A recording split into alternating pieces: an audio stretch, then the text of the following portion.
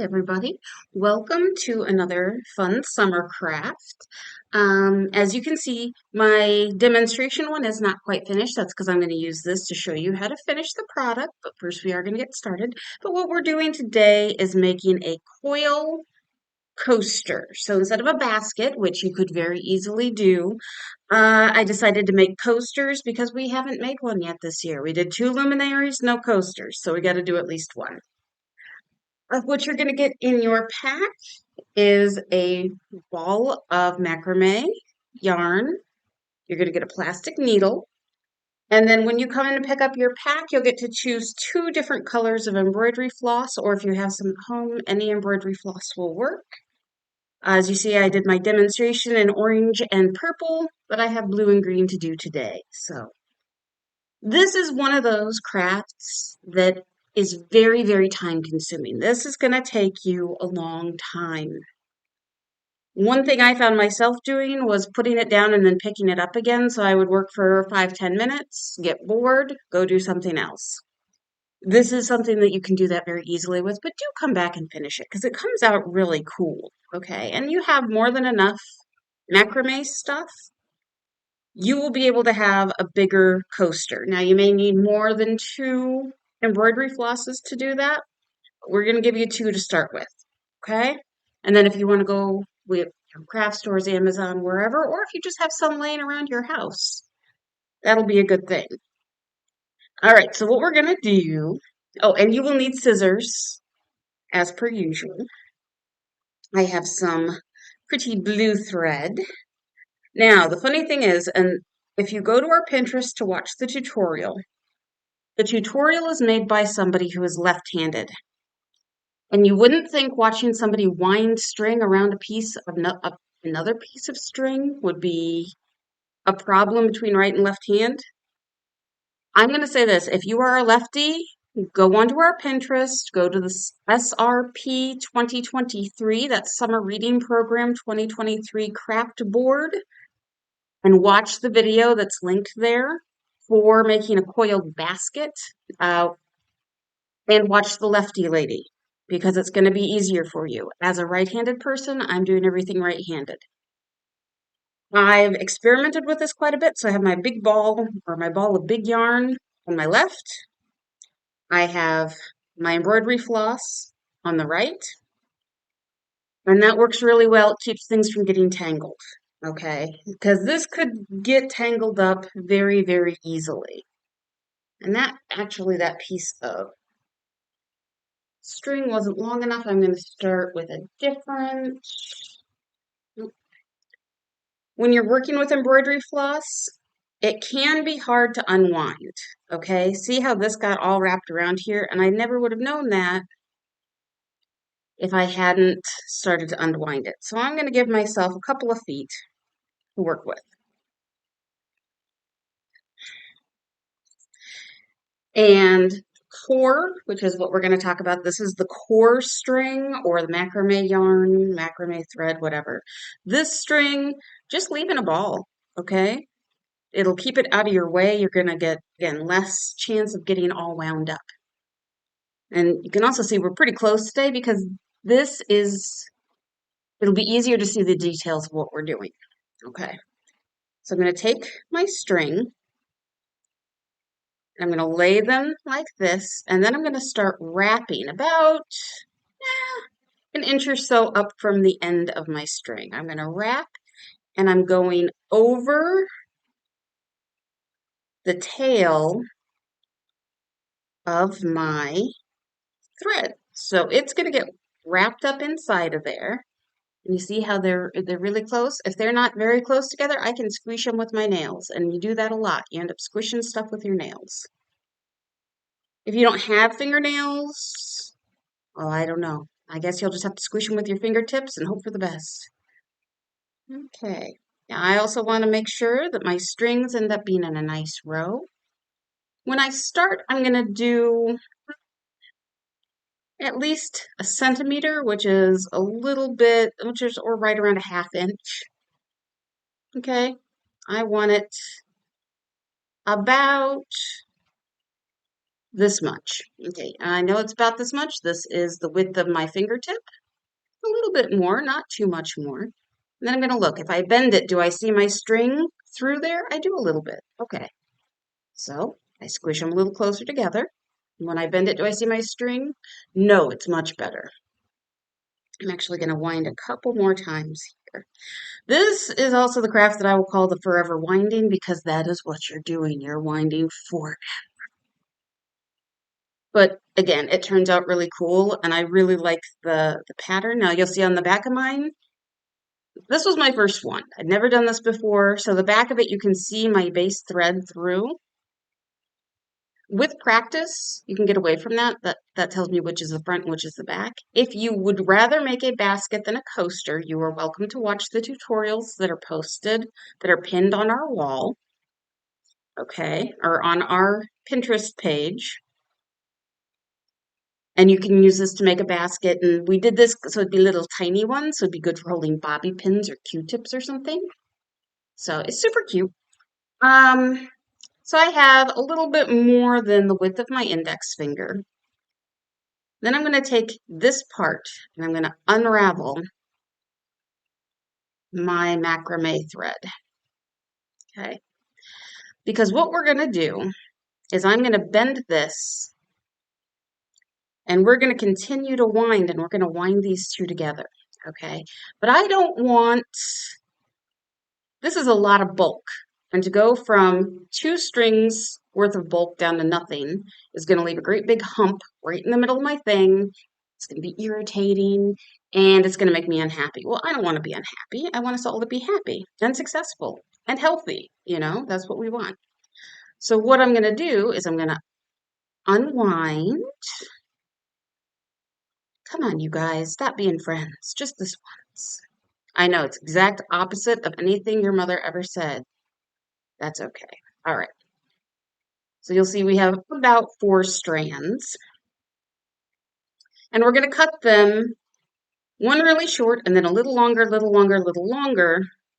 So this guy can cut here.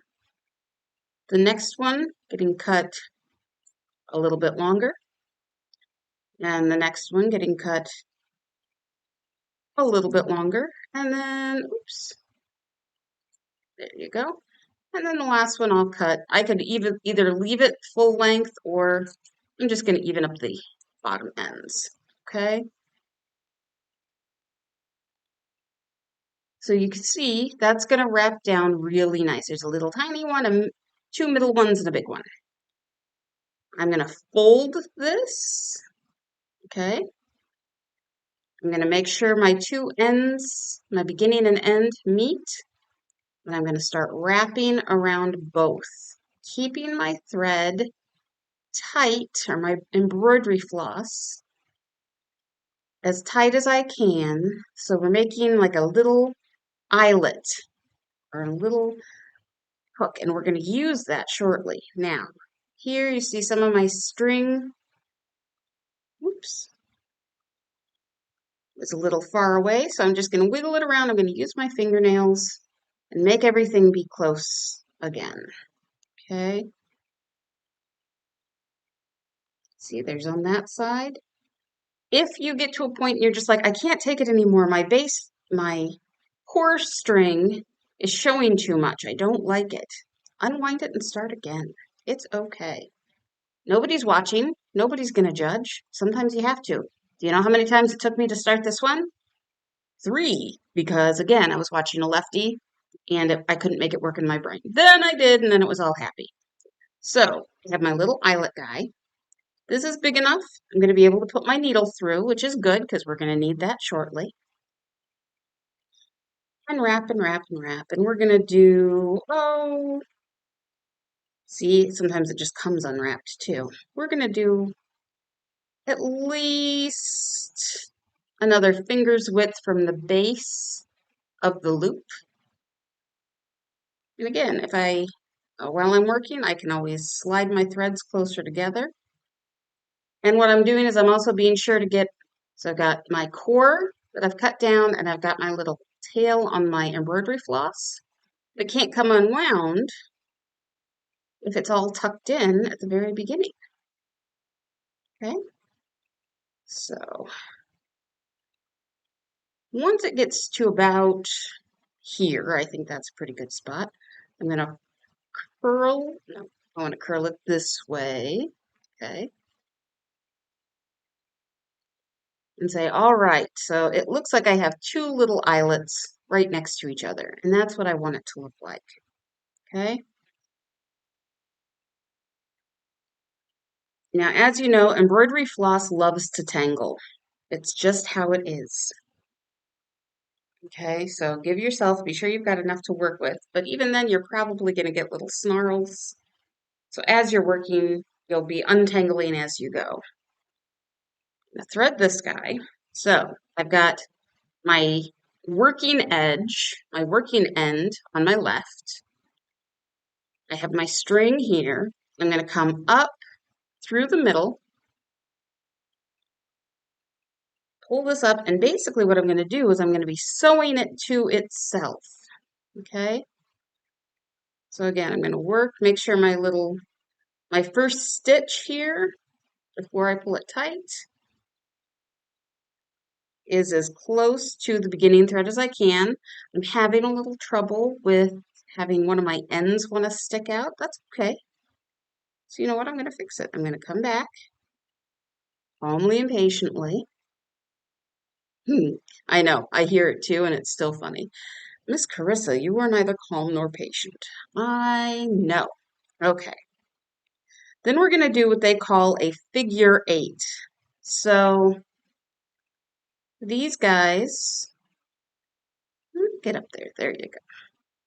It just really wants, that little end really wants to be out in the world. And I really don't want it. But you know what? We'll fix it. We'll fix it. It'll be okay. So I came up from the bottom. Whoops. That's part of my problem here. I came up from the bottom. I'm going to pull this guy tight. Okay.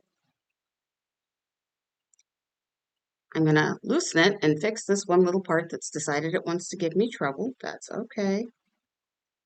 Okay, there we go. Now I can pull it tight. Then I'm going to do what they call a figure eight. So I'm going to take my string and put it down between these two guys. Okay.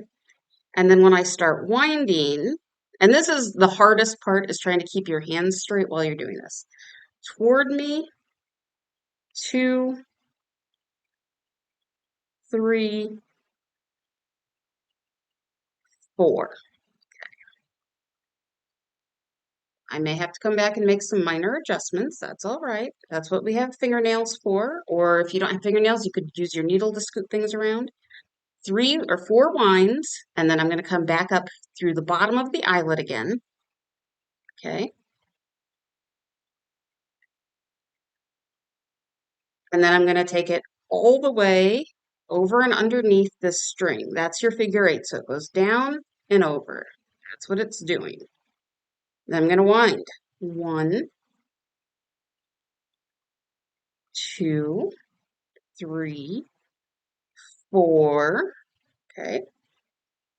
Bring my needle up through the eyelet. Pull tight. So at first you can't really see that you're sewing because everything's the same color.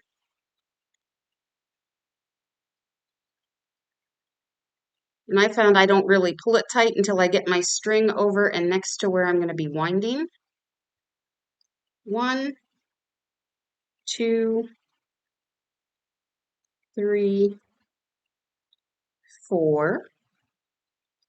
Tuck this guy down because we do want it to sit underneath. I'm still coming up through the middle of my eyelet, my first eyelet, my starter one. Okay.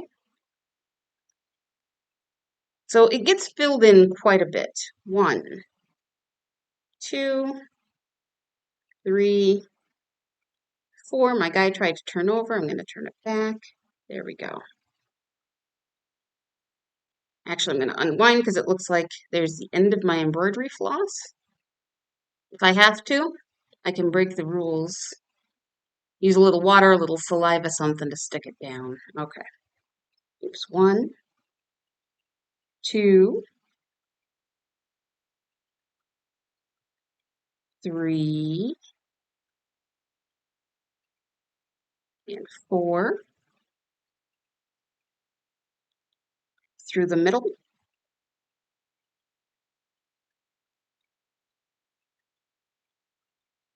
Reposition slightly and then pull tight. Put my string over and under there. So I'm always wrapping over the top toward me. 1, whoops, 2, 3, and 4. Just 1, okay. Through the middle. Once it gets a little bigger, it's less wiggly and it'll behave a little bit better, but you're still going to have the finished part is still going to try to flop around like a fish while you're working, okay? So sometimes you have to readjust how you're holding things to make sure. 1, 2, 3, 4. Okay. Tuck this guy down under here, up through the center, and pull it tight. You can see that little guy came out. That's okay. Best part about this one stitch is I can put it exactly there to cover that up, and then wrap 1, 2, 3, 4. Now, as you progress, I'm going to do, actually now I can skip from my little eyelet into my secondary little one. That'll fit right there. Okay. Get over there. Be friends. Okay. Put this guy over. 1, 2, 3, 4. As you progress, if you want your stitches to be further apart, you can add more winds between your binding stitch. Okay? So we'll do a couple more like this.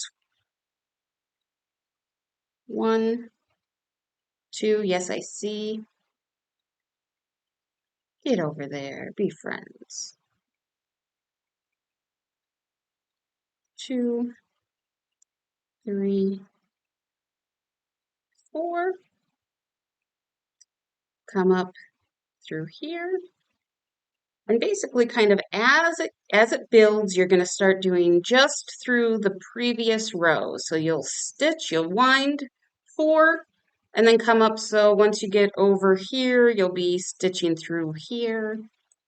And so you're always sewing your active to the previous row.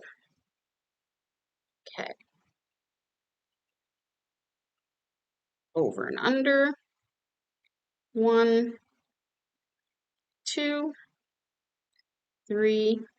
And this is over the top like toilet paper is supposed to be. And anybody who says it's supposed to go down the back, if you look at the original patent design, it does show the toilet paper coming over the top. So that was the way the guy who invented the toilet paper holder intended it to be used. But if you have babies or animals who like to play with toilet paper, then that kind of makes sense that you are leaving it down the back instead. But some of us might come to your house and have a really hard time stopping us from fixing your toilet paper. Okay? Mostly because it's easier to find in the dark if it comes over the top. 1, 2, 3, oops, 4. All right, so let's say you're ready to change thread color. Okay? We'll imagine for a moment that we're out of blue. I've worked it down until I only have, I don't know, probably about 2 inches, 2 to 3 inches left. I will do my stitch under, But before I tighten it all the way down, what I want to do is I'm going to take my secondary thread, my other thread color. My string got all mixed up with my other string because, you know, life. All right, I'm going to take my other thread color.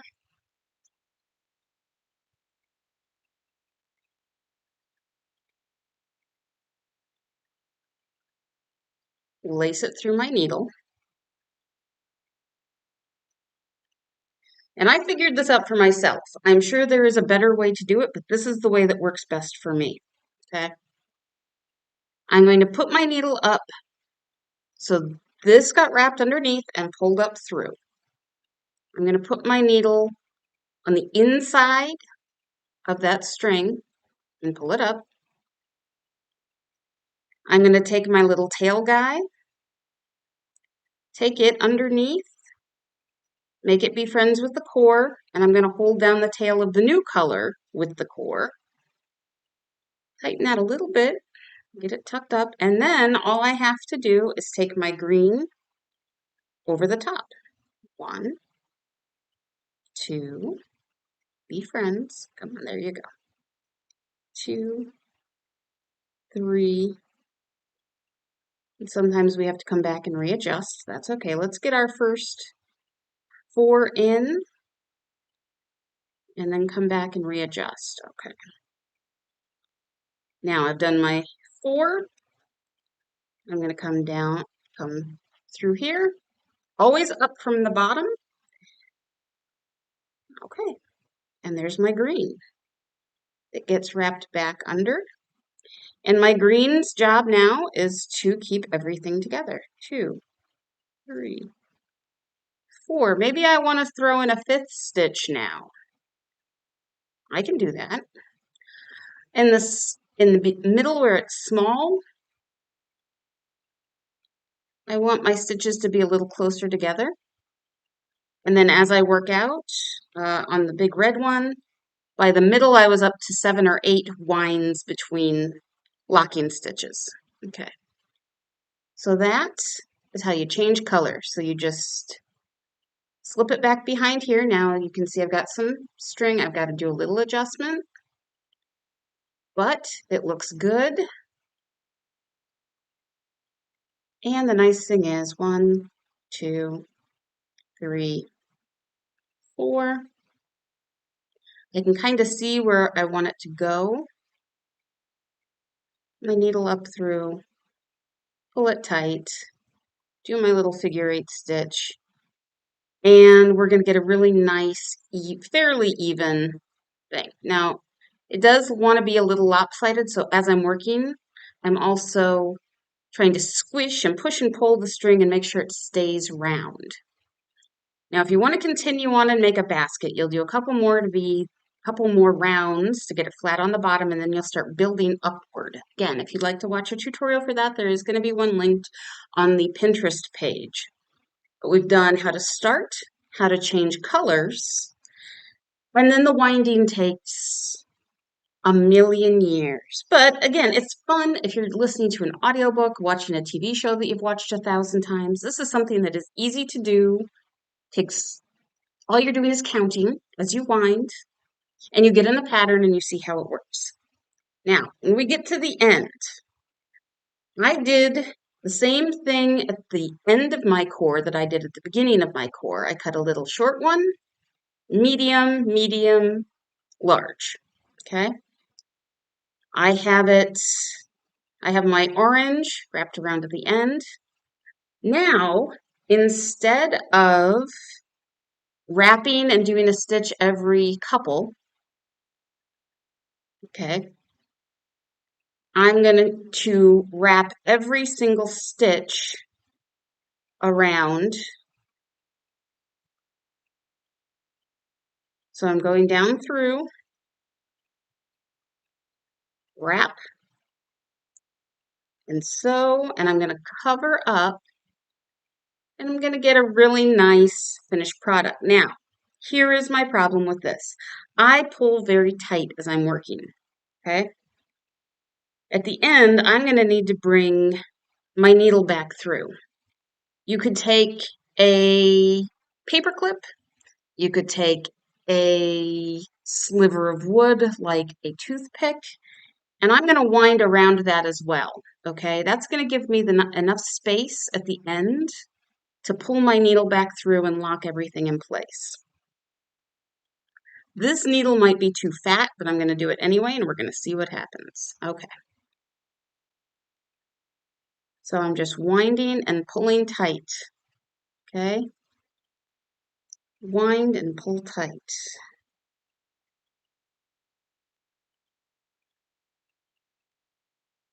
The important thing is we're going to get to the end and we will have covered all that extra thread. Wind and pull tight.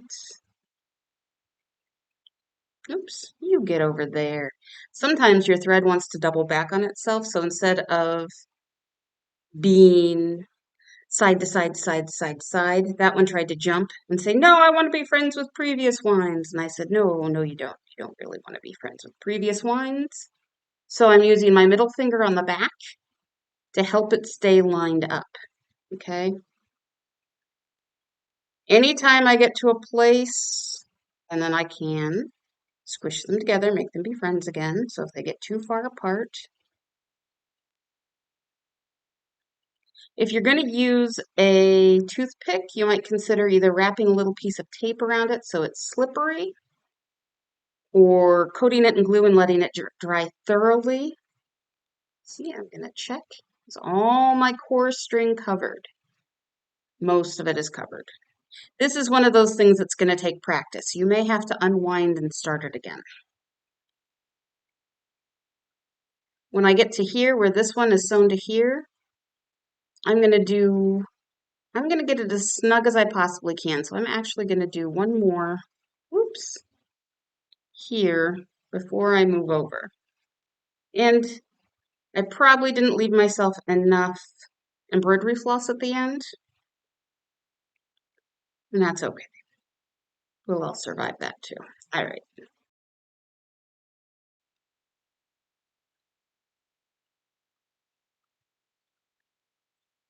And wind. Yes, like I said, this is the forever winding and winding.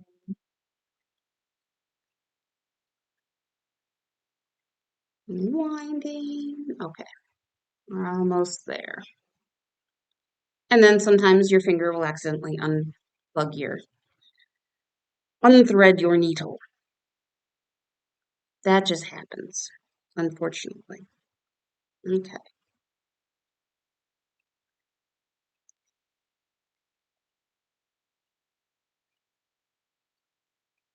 You guys go be friends. There we go. We're all squished up together.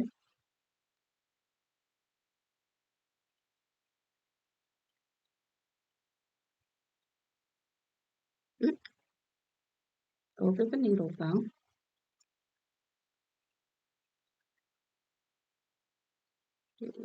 One more good wind.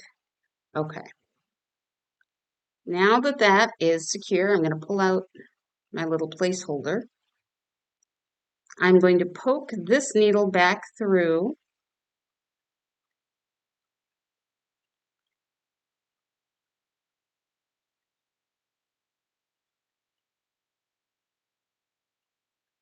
Okay. Pull that thread all the way through. And then if I want, so after I rearrange a little bit, I could also come back and do a partial back through. And that will lock my string all the way in place.